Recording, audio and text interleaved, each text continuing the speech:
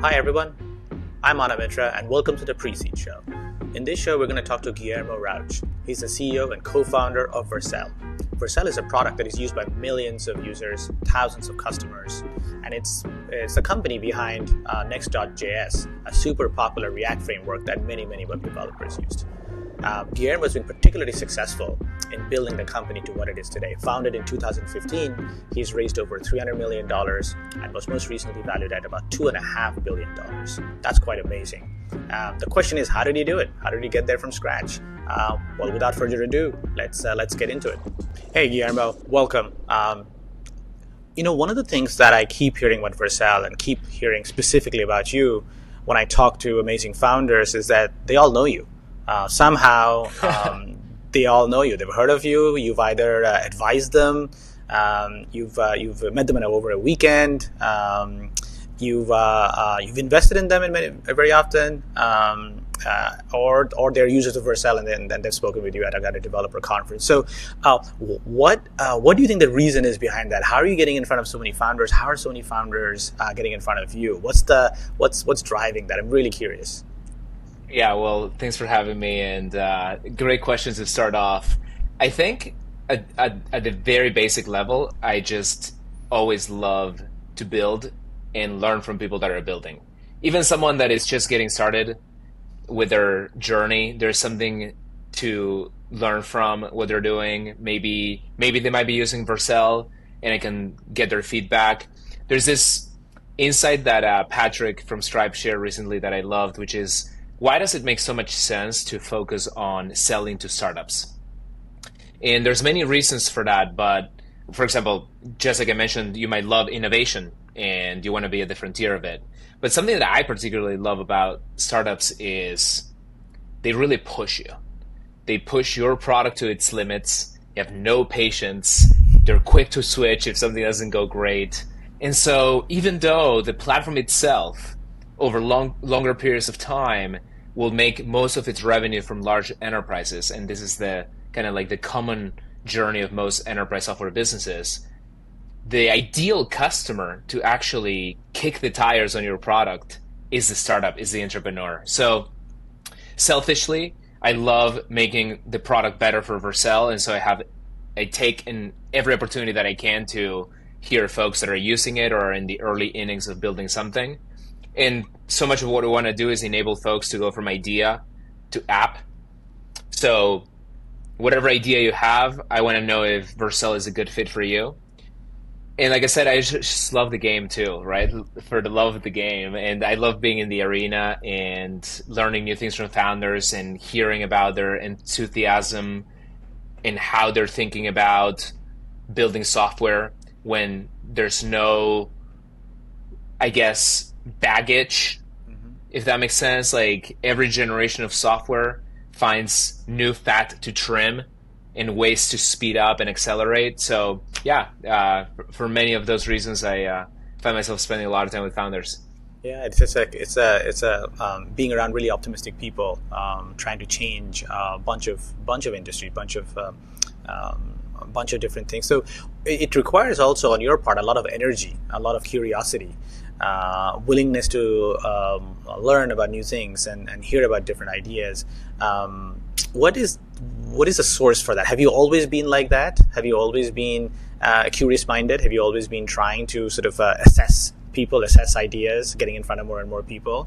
Or is that mostly as a function of being at Vercel? It's like essential that you do that well at Vercel? Yeah, I think a huge part of building a successful company is always going to be recruiting and ironing out your people skills.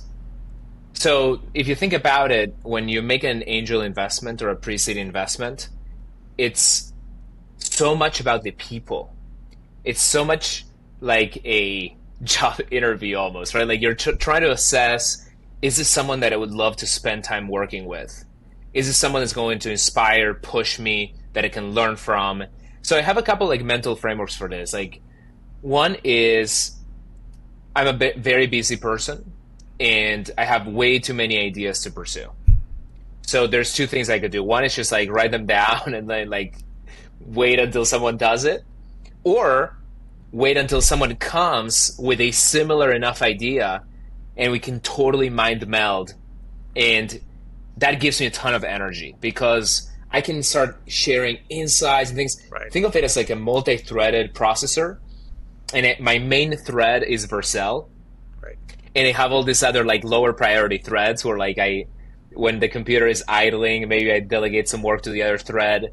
And so I'm cooking on ideas or things that are possible or things that I'm learning about that are getting traction, things that are adjacent or, maybe things that are possible to build on top of Vercel.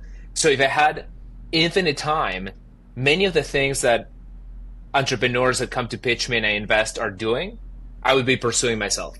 Right. And that has served me really, really well as a sort of heuristic. Right. It's not perfect, but I think it's a great heuristic for at least like this is going to be an investment that I'm going to put my energy towards and help people out with because I have a passion for it. Right. So that gives me energy rather than takes energy away. And then the other one I think also is fundamentally, as I mentioned, you're thinking about companies that one day could become partners of yours. Right. And so you're kind of try to iron out those skills for like, could this be the right person to go pursue that? Very much like you would be doing when you're hiring someone. That's right.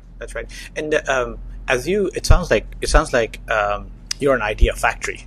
Like lots and lots of interesting ideas in your head. You got the main thing, and then you got things on the side that you can't devote too much time on, but you can compound your time by having other people work on it and being part of that. And then you have like you're saying, it's just like multiple threads that can go in that direction.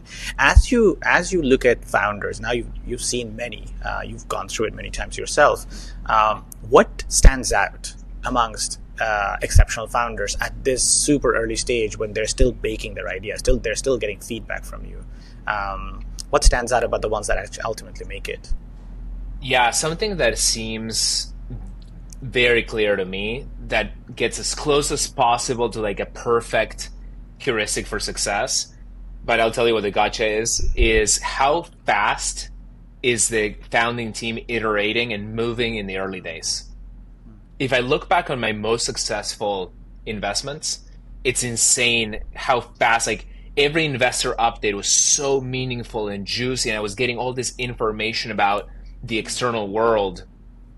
In fact, even if there wasn't a return on investment, sometimes just what you can learn through the right team that is out there exploring a new market, a new technology, a new technique is just so valuable that I optimize for learning at the end of the day, right? Right. And so what is not clear though about this heuristic is that are the teams that are moving so fast the ones that have already kind of like gotten into that product market fit train, right? And therefore the market is like this dance as an entrepreneur. Like you're not just doing all of the dancing yourself. Like you need a dance partner that you carry, but then carries you. And in that sense, you kind of start getting that traction. And there's so much going on because these companies are starting to get customers, and customers inform roadmap, and customers inform innovation. Right. So much of like what people consider a good idea is just customers gave you the good idea. Correct.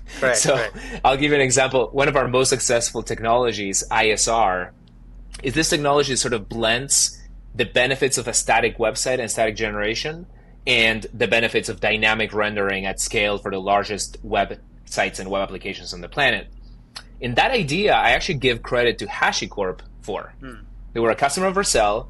They were moving off of this sort of like more static platform, and they knew that we're doing a ton of stuff with like server rendering and like moving compute to the cloud rather than the device. And then the Hashi team was like, oh, look, but I want some of the benefits that I had in that other platform. I want you to innovate and solve this problem for me. And so we created that technology.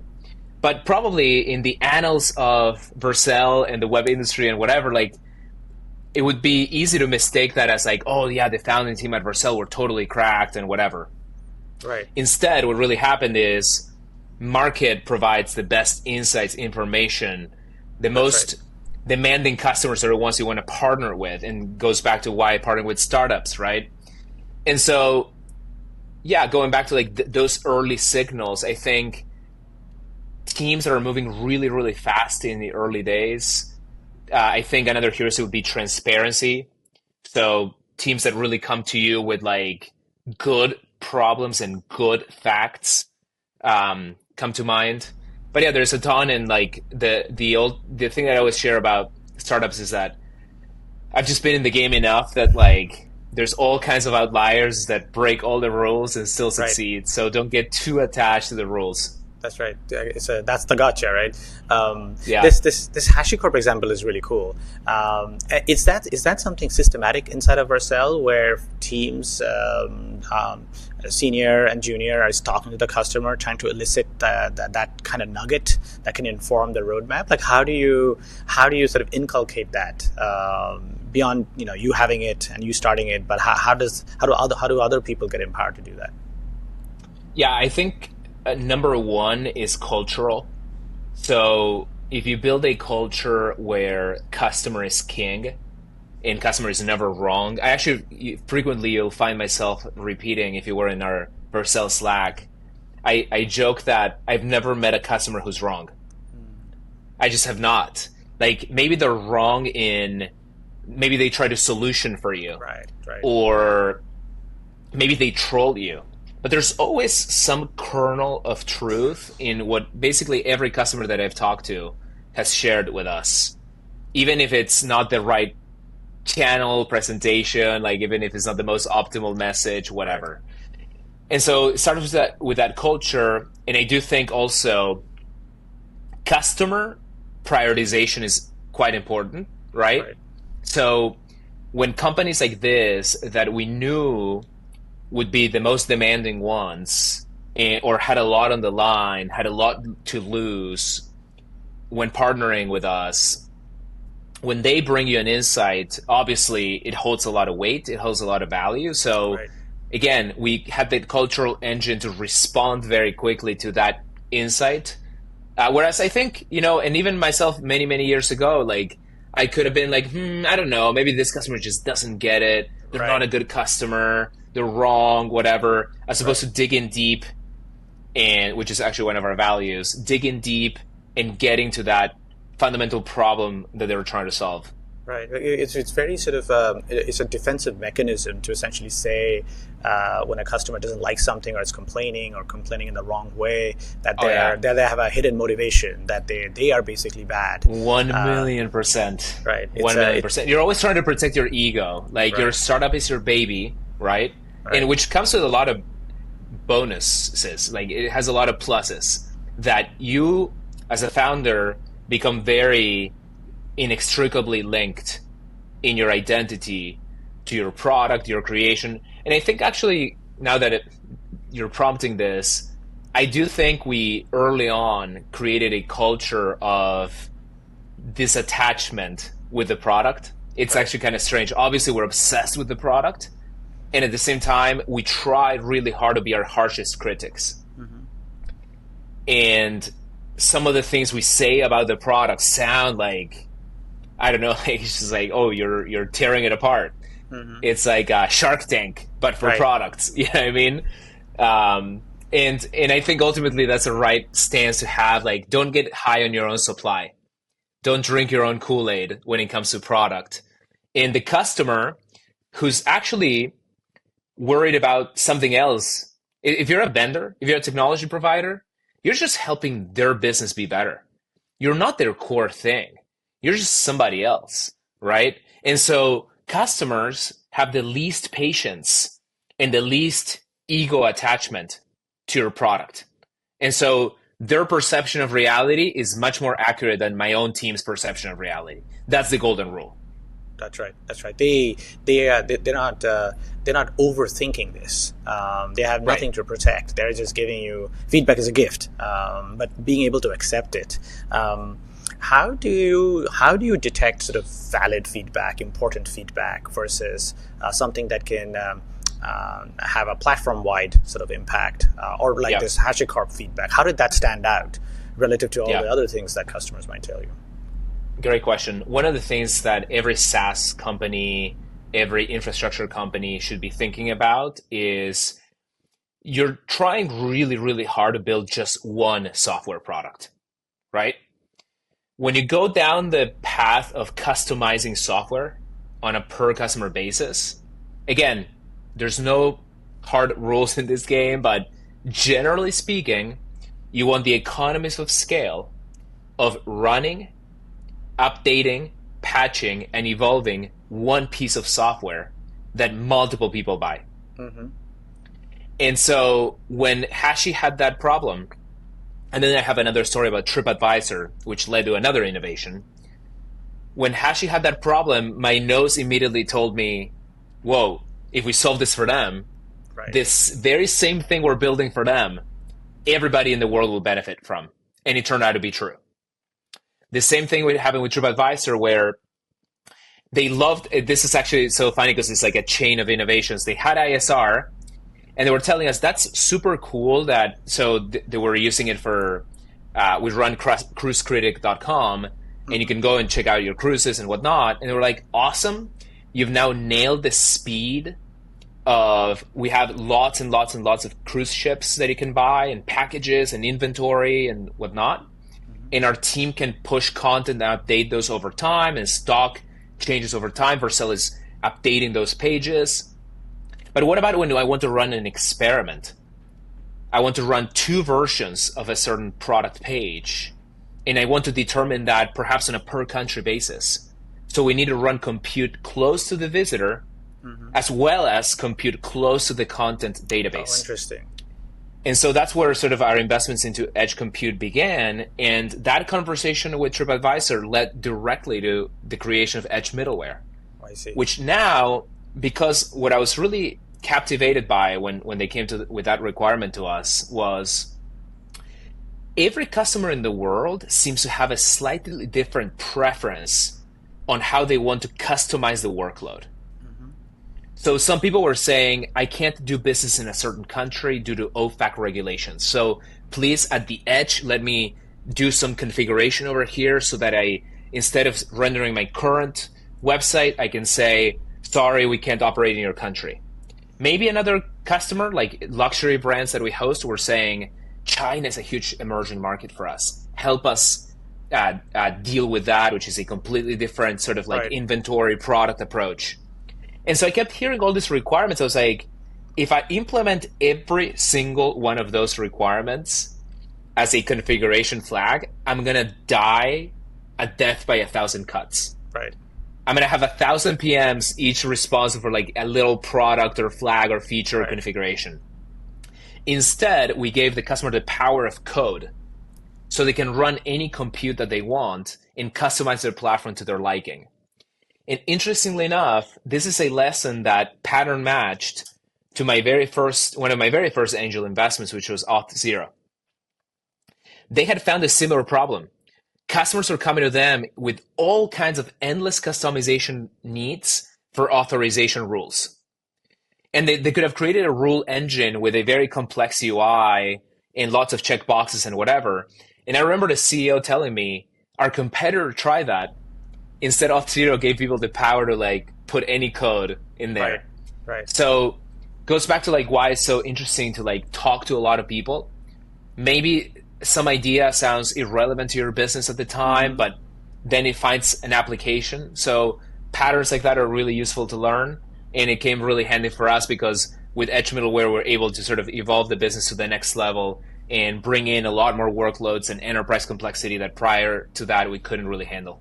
That's a fascinating thread. Not only did you hear it from TripAdvisor, that gave you a really great idea, but you also could connect it to a founder conversation you had a long time ago. That's right. About that insight, and those 2 dots you can connect. That's fascinating. That's the benefit of having a lot of nodes out there, like a lot of information, and that you can link together. I want to go back in time a little bit. I read somewhere that you started your first business when you were 11 in Argentina.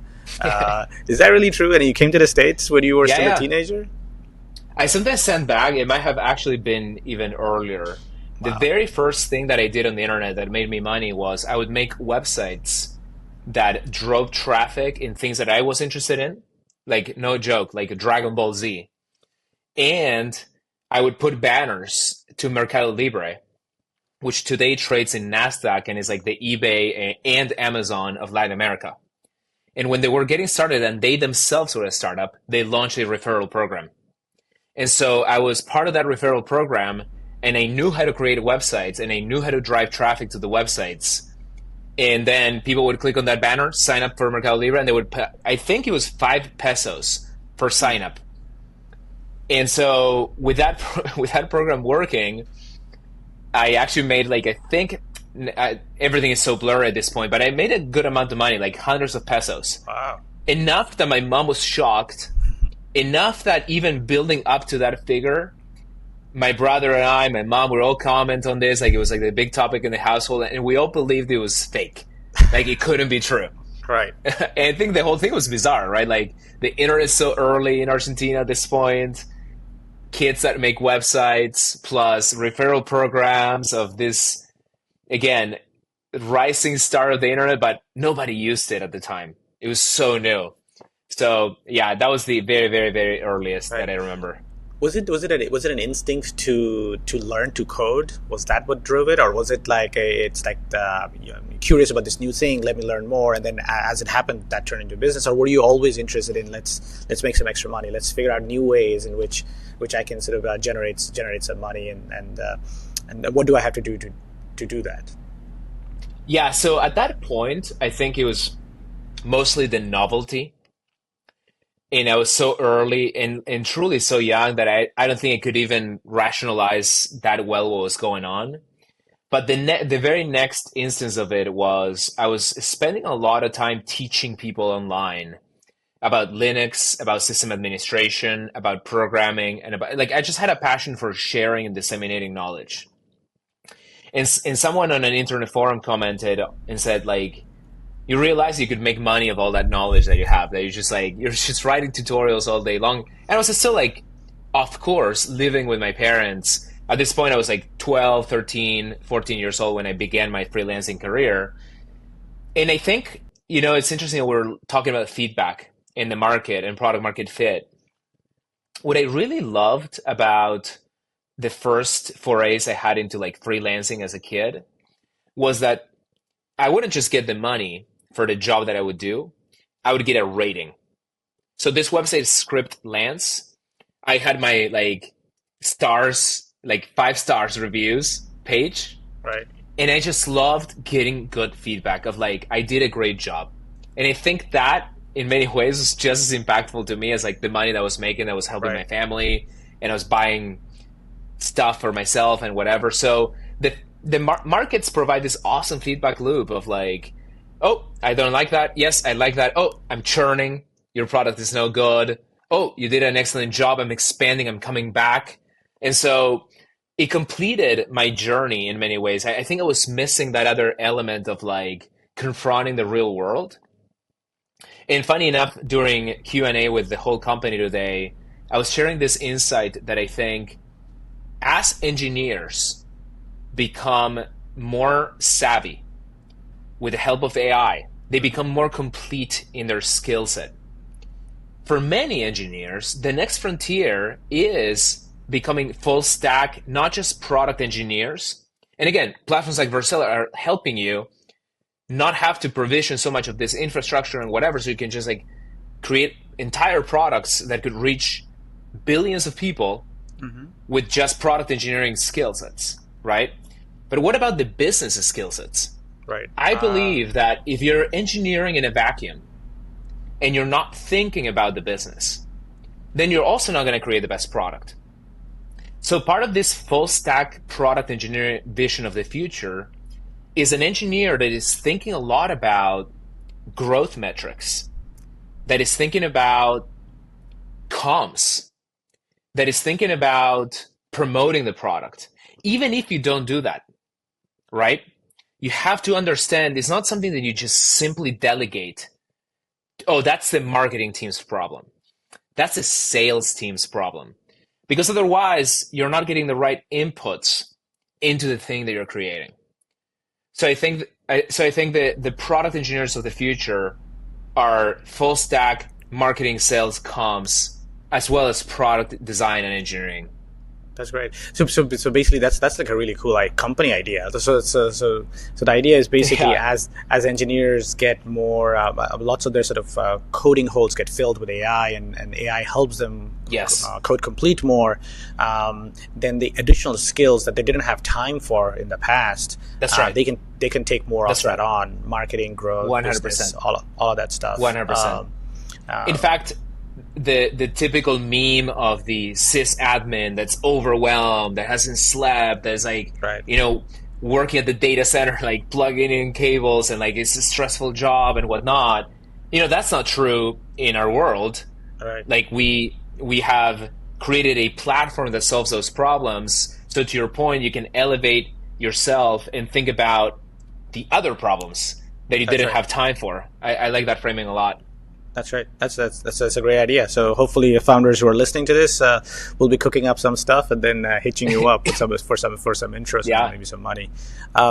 One of the things that comes across also when I talk to founders who have worked with you is your that you strive for perfectionism, getting it right, getting the details right, and sometimes sometimes many other founders sort of err towards the hacky, launch whatever you have, even if the product breaks, that's okay.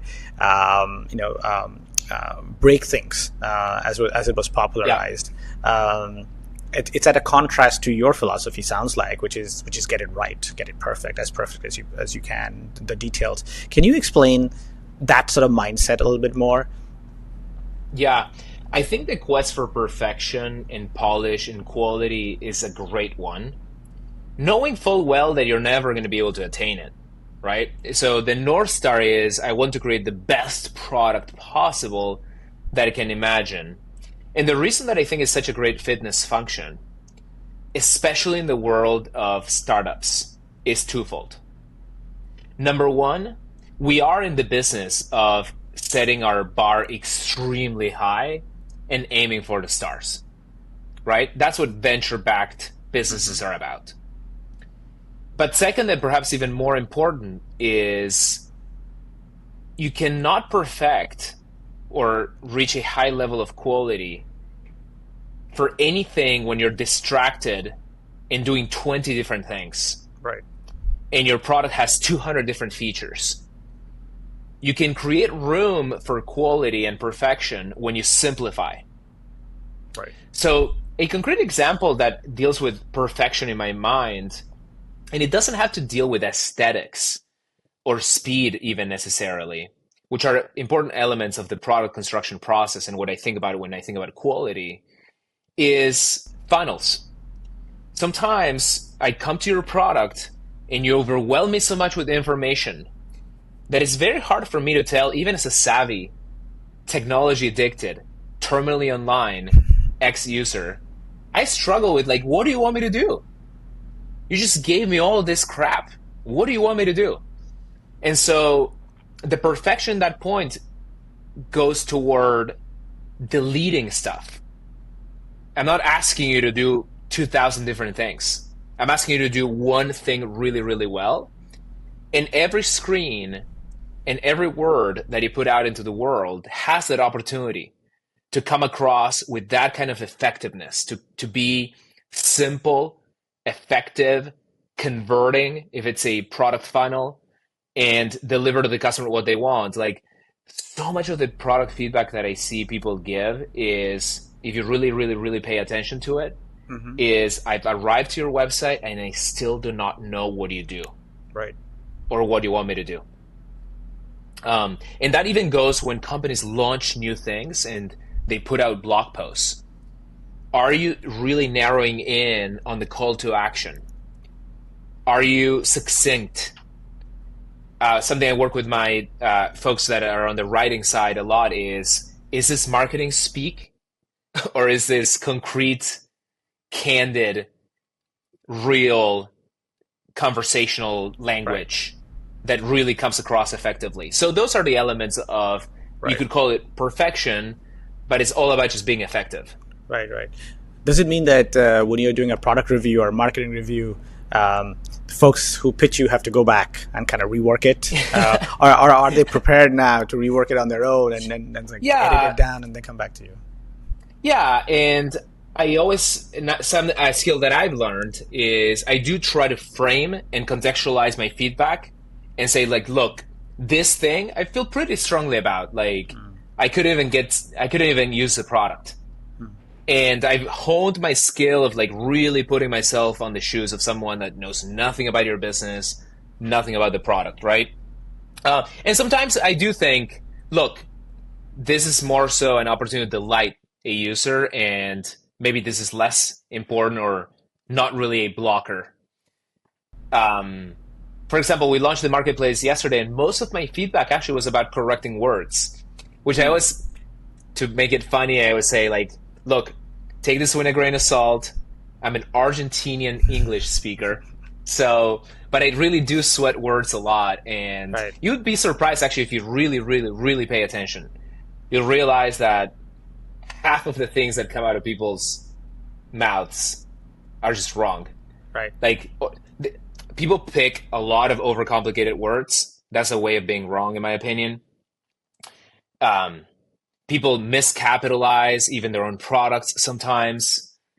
People refer to their own products with different language. This one's actually kind of crazy. You created something, figgity-figgidoo. Right. And you go through documentation and they refer to that thing in like 3 different ways. That's right. It's confusing. Sometimes something I give people is like the metaphors of like, look, your documentation actually could be your best marketing, right? Because the way that I approach a modern technology website is I look at it, I get some information, I collect some heuristics from like your marketing, your polish, or whatever. But if I'm really interested in how it works, I don't read, I don't go through diagrams or illustrations of a concerned user, a cartoon, and whatever. Right. No, I go to the docs. That's right. So maybe that's where you want to set the details, like really amazing documentation. That's right, and it's a great sort of a line, which is like your documentation could be your best marketing. I used to work at Twitter a long time ago when we first started, and I remember us putting out a terms of service change, an update to the terms of service, and the lawyers, when they published it, it was like all legalese, and the hope was that no one would ever read it. And someone from the product team said, that's not Twitter. That's not the way we operate. So we're going to turn it into simple English. So we are going to annotate it with exactly what this means in regular language, so that people actually know. People actually know what they're doing. And that was the first time I ever saw that a company was being so candid about the changes they're making and why, and people actually understood it because it was simple English. And I think the same applies to, I guess, sort of developer products, because a lot of it is developers are not going through the website or watching the videos. They're actually reading the documentation. And the simpler it is, easier it is to understand, answers all their questions, they're going to use it more. And that's why I guess documentation becomes so key for dev tools. The other thing that comes across, obviously, when I talk to people about you, is your commitment to open source. That started a long time ago, even when you were young, sort of learning openly from feedback from others using Linux, for example. What has been sort of your biggest sort of insights, having worked on open source product for so long? And it seems like your conviction is quite deep with open source, while others might be chasing revenue, chasing growth. You are committing to open source even more with obviously the conferences you guys host, supporting Next.js and so on. It's been beneficial to Vercel. But what is the sort of strategy, the thinking behind supporting and being so open source focused? Yeah, on one level, it's very personal. To your point about my early beginnings, I wanted really badly to be like hacker man. Like, I wanted really badly to be a talented software engineer when I was a kid. And really, the quality of the tools and the platforms and the accessibility of those platforms made my life. Because when I tried, and I like a lot of the stuff that Microsoft is doing, and I like GitHub, which they bought, whatever. But when I tried to become a software developer back in the day using Windows, I simply failed. All of the proprietary ways of building and shipping software failed me. And and perhaps it was unique to my circumstances of like we couldn't even afford software back in the day. And so Linux and later the web being so malleable and hackable, one of the first milestones in really inspiring me to continue down the journey of becoming a software engineer was forking software. There was this tool called PHPBB that I really loved. I created an online forum for my school.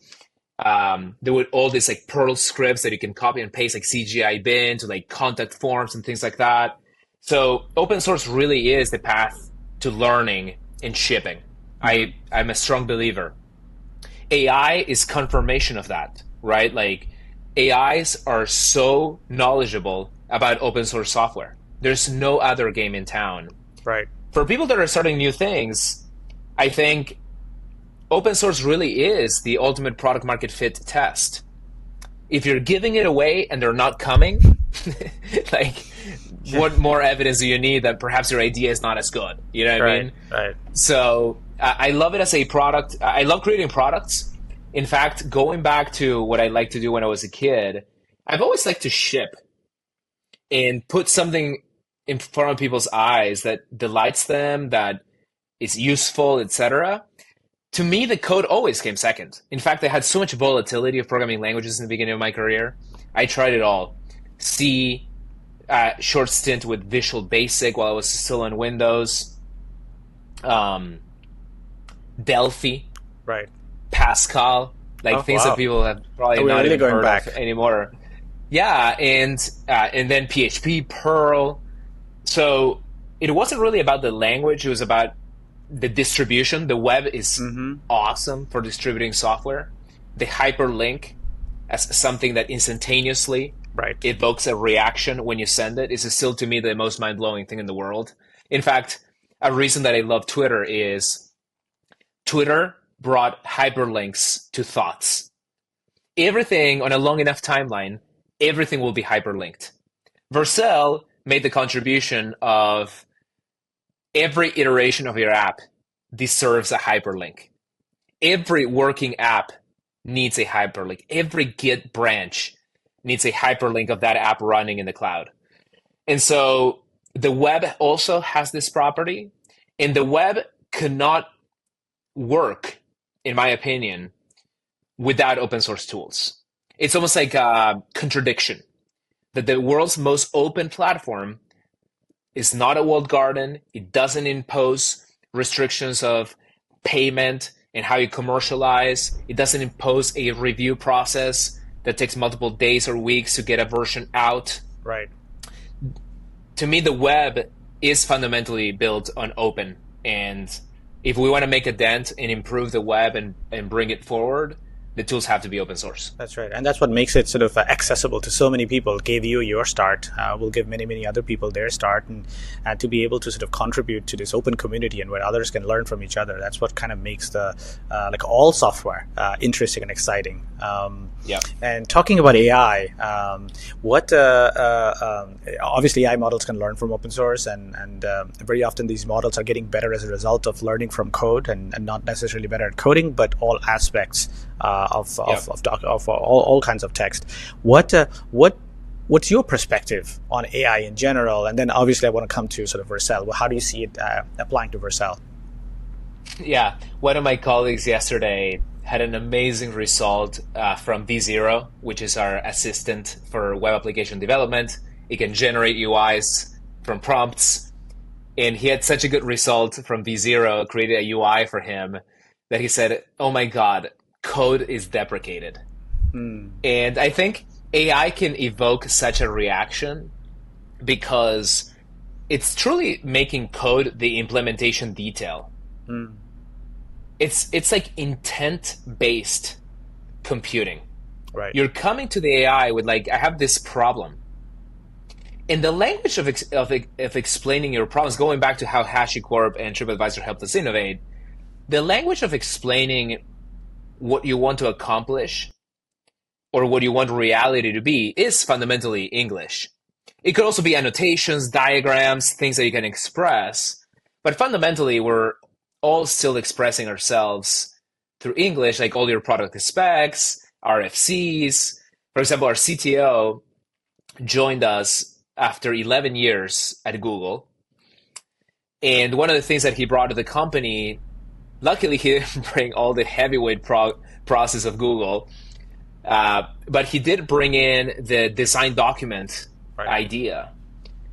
And we've made it into like a very lightweight and efficient process, but like writing down the proposal of the change that you want to make and what you considered and what you explicitly did not consider, the alternatives considered, the non-goals of your engineering change. That's incredible. Like, you don't just go to Vercel, which serves hundreds of billions of requests a week, and say, I'm going to YOLO some major architecture change, right? So like you write it down in English. Right. And so I think AI in the world of engineering is here to stay, because that's actually how we've been communicating all along. And it's very natural that that's how we're going to automate, seek answers, get agents to do work for us. Right. Now, the things that are still very interesting are, one is frontier code. Right. AIs are trained on large amounts of code.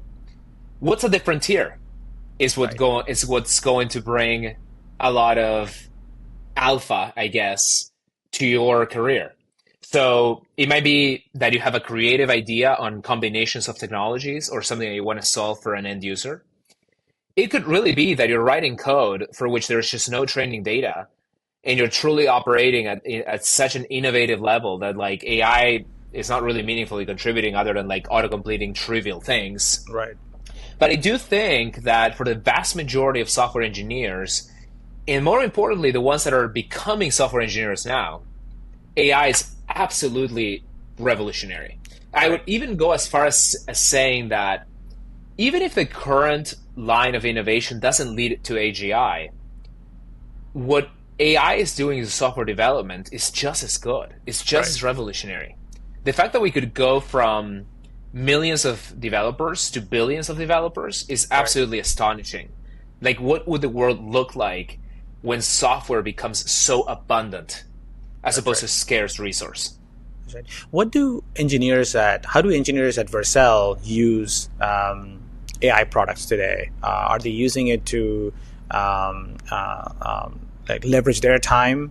Are they using it for other things? Are they using it in the code itself? I'm curious, like, how does the day-to-day operation of product development engineering work at Vercel get better with AI? Our AI posture is the following. We need to have a central intelligence that represents Vercel, the company. The Vercel model. That's what V0 really is evolving to become. Just like Apple now has Apple Intelligence, I believe every company will have their own AI intelligence source. And then in the different functions at Vercel, we all sort of like ground ourselves or augment ourselves with this model. So for example, support has now reduced the number of tickets that would come to support engineers by 60%. So we measure very diligently how many times does a customer escalate because the AI has not given them an answer. So it's completely changed that function for us. Customers are very happy that now they can get answers much more quickly instead of waiting for like a freaking ticket to get resolved. Now, the way that's changed our support organization is that now they're thinking about how do I give feedback to the model such that the Vercel intelligence becomes better across all functions. Right. The documentation team was also embedding AI to improve search fundamentally, which is what I think the way that AI will show up in most businesses on the planet will be deceptively as better search. Right. I see. Interesting. And so Doc's search will soon also be powered by V0. Right. And so now we have this one infrastructure that is constantly improving, getting feedback from everybody in the world, but also all the different functions inside the company that are steering it in the right direction, that are turning it into an expert in our business, that is also actually embedding our taste and preferences and opinions that we have about web development. For example, you mentioned that we kind of like quality and performance and the ways that we analyze, that alone, that in itself can also be embedded into the AI. That's right. So it started out as AI will sort of be like an initiative within the company, and it's now very much becoming a part of everything we do, Right. and an infrastructure that we build on.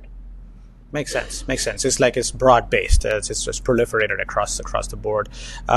Switching gears, funding, exciting topic that I'm sure many founders look forward to, is raising money. You've done amazingly well over many years, several companies.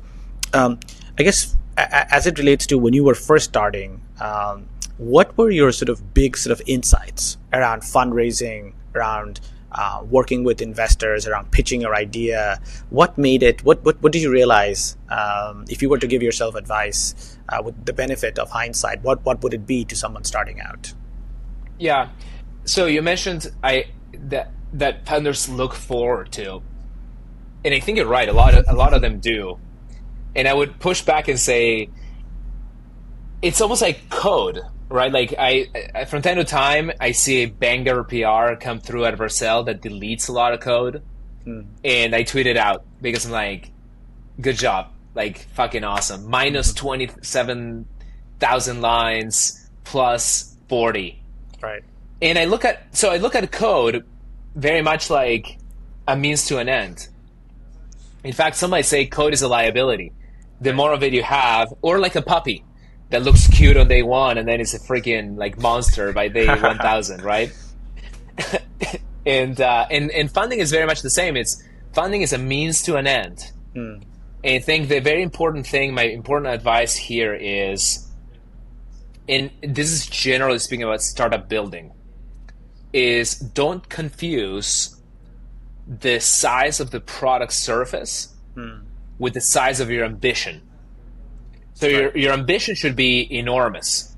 Right. And frequently, enormous ambition demands large amounts of venture capital. Not always, but generally. But don't confuse raising a bunch of money with like infusing a bunch of distractions into the business. In fact, you should always be fighting that entropy and narrow the focus and push teams to say no and to defend simplicity and to invest in polish and performance and security and all of the awesome properties of software that we love. So that's my number one thing on funding, is that don't let funding become a distraction or an end in itself. Right. That makes sense. Guillermo, this has been terrific. We're nearly at the hour. I think we've gone over a little bit. Couldn't be more thankful to you for taking the time. Really appreciate you coming on and providing all of this sort of awesome advice and personal experiences that I'm sure will be beneficial to everyone watching and listening. Thank you so much. Thank you for having me. Awesome.